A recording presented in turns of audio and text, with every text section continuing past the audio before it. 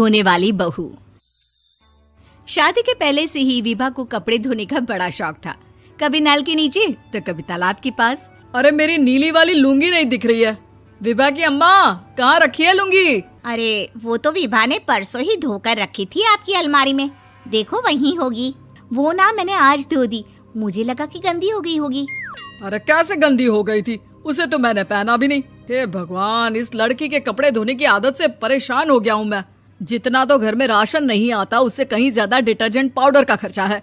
इसकी शादी करवा दो, शादी जाए अपने घर में ही करे काम, फिर चाहे घर के कपड़े धोने हो या पूरे गांव के। हाँ ठीक बोल रही हूँ, देखता हूँ मैं कोई लड़का। वो दिन भी आ जाता है जब विभा को देखने लड़के वाले आ जाते हैं। लड़की मुझे अच्छी लगी। होने वाली सास कहती है, बेटी अगर कुछ पूछना है तो पूछ लो। वैसे तो हमारी लड़की बहुत ही शर्मीली है, जो बोल दो वो मान लेती है, इसे क्या पूछना होगा। अरे कैसी बात कर रही हो माँ, मुझे इन लोगों के घर रहना है, सवाल तो कई है। हाँ हाँ बेटा, पूछ लो ना, क्या पूछना है। आप लोगों के घर कपड़े कौन धोता है? सास का मुंह बन जाता है।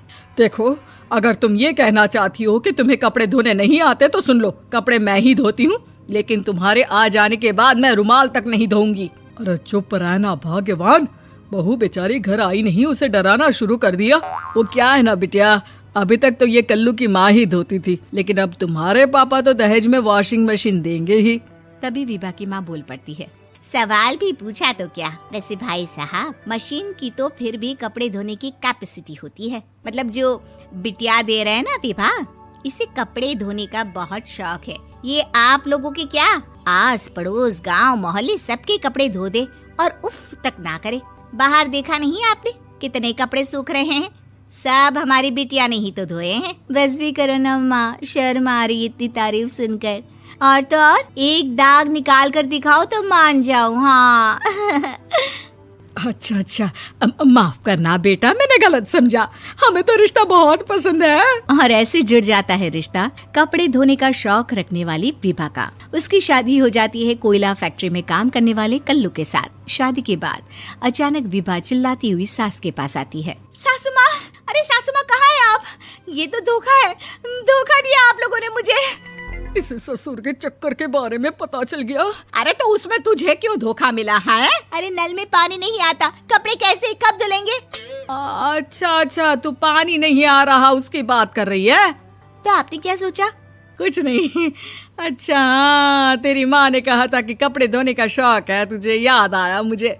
शौक बोलकर कपड़े धोने वाले मेरे जुनून को कम ना आके सासू माँ, कपड़ा धोना मेरा गुरूर है।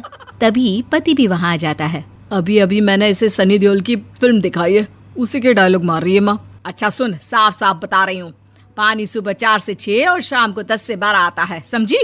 विभा टाइमिंग सुनकर हैरान हो जाती है। ये क्या भूतों का मोहल्ला है? सुबह 4 बजे उठकर कौन कपड़े धोता है? 4 बजे टंकी में पानी जाता है, फिर सारा दिन धोना ना, किसने मना किया? अरे कैसी बात कर रही हैं? 200 लीटर की टंकी में कितने कपड़े धो लूंगी मैं, सुबह ही उठ जाऊंगी मैं। अब क्या था, विभा सुबह 4 से लेकर रात के 12 बजे तक कपड़े ही धोती रहती। एक रोज सास पड़ोस से निकलकर कहीं जा रही होती है कि साथ वाली कहती है, हाँ कल्लू की माँ, जरा ये बताओ कि 2 साड़ी है, 2 ब्लाउज और एक पेटीकोट और एक नाड़े वाला लंबा कच्छा। हाँ तो? अरे तो क्या, कितना लोगी धुलाई ये बताओ। धोबन दिख रहे हैं हम क्या? हमारे पति सरकारी नौकरी से अभी रिटायर हुए हैं और बेटा सुपरवाइजर है कोयला फैक्ट्री में। धोबन समझ रखा है हमें? हाय रे कल्लू की अम्मा, माफ कर दो, वो तो मोहल्ले में यही सब बता रहे थे कि तुमने बहू को कपड़ा धुलवाने के काम में लगा दिया है। सास को पड़ोसन की बात सुनकर गुस्सा आ जाता है। वो घर पहुंचती है जहां घर के बाहर ही इतने सारे कपड़े सूख रहे होते हैं जितने कि किसी धोबन के घर पर। अरे ओ कल्लू की दुल्हन, बाहर निकल। माँ जी यहीं आ जाओ, बाथरूम में चादर धो रहे हैं हम। अरे अभी हम धोते हैं, तुमको बाहर निकलो। ये आस पड़ोस वाले बोल रहे हैं कि हम बहू से कपड़े धुलवा कर उसे कपड़ा धोने वाली बना दिए हैं। अरे छोड़ो ना माँ जी, किन लोगों की बातों में आती हो? आस पास के लोगों का तो काम ही होता है कि वो किसी तरह सास बहू को लड़ा दे। बहू सारे घर के कपड़े धोती है, ये क्या कम है? बोलिए। सास को भी लग जाता है कि वो बहू का ये सनकीपन नहीं छुड़वा सकती, इससे अच्छा है कि खुद ही चुप हो जाए।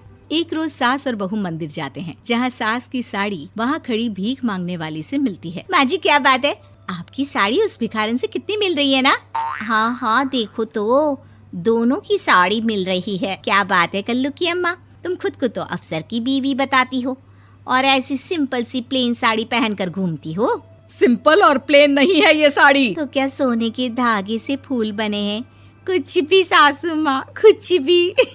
हाँ, बने थे इस साड़ी में सोने के धागे से फूल। मेरे पति लेकर आए थे मद्रास से स्पेशली मेरे लिए 10,000 की। ताहे भाई साहब इस भिखारन के लिए भी सेम टू सेम साड़ी लेकर आए होंगे 10,000 की। सास उस वक्त कुछ नहीं कहती, लेकिन बहू के साथ घर आती है और अलमारी से एल्बम निकाल कर लाती है। ये साड़ी देख रही है, ये वही साड़ी है जिसे मैंने अभी पहना था। इस साड़ी में ये जो चमकदार फूल दिख रहे हैं ना, ये सोने के धागों से काढ़े गए हैं। लेकिन तू लोकल वॉशिंग मशीन ब्रश से घिस घिस कर सारे फूलों को निकाल कर साड़ी प्लेन कर दी। मुझे माफ कर दीजिए सासू माँ। और तो और, जब मैंने तुझे तेरी गलती के लिए कुछ नहीं कहा, लेकिन तूने तो सबके सामने मेरा मजाक ही बना दिया। क्यों? बहू को समझ में आ जाता है कि अब से उसका कपड़े धोना बंद।